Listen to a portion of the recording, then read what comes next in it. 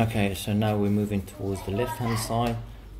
Make sure you always hold this to the right hand side where you already screwed it on, otherwise this will start to rattle. So hold it towards this way and then put your drilling in an angle.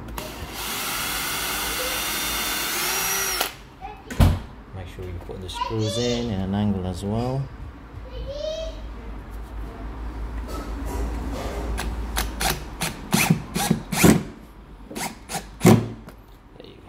Nice and solid.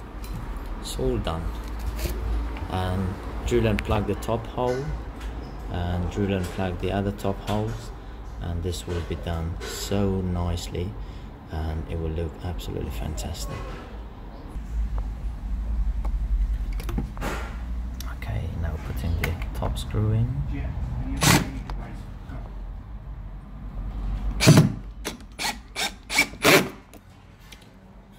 Moving the paper, moving that paper as well.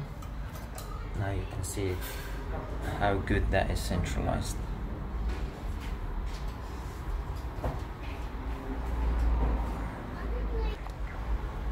Okay, so this is the procedure you take, and you can see everything is done the same way as I just showed you.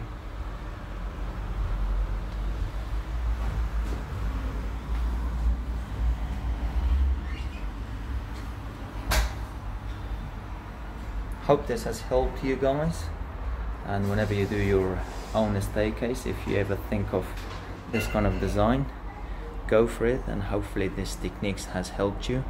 I've kept it so simple. There are many other ways that you could do, but this is the easiest way that I could have shown it for people who are, you know, who would like to do their own stair rods and stair runners. Thank you very much. Bye bye.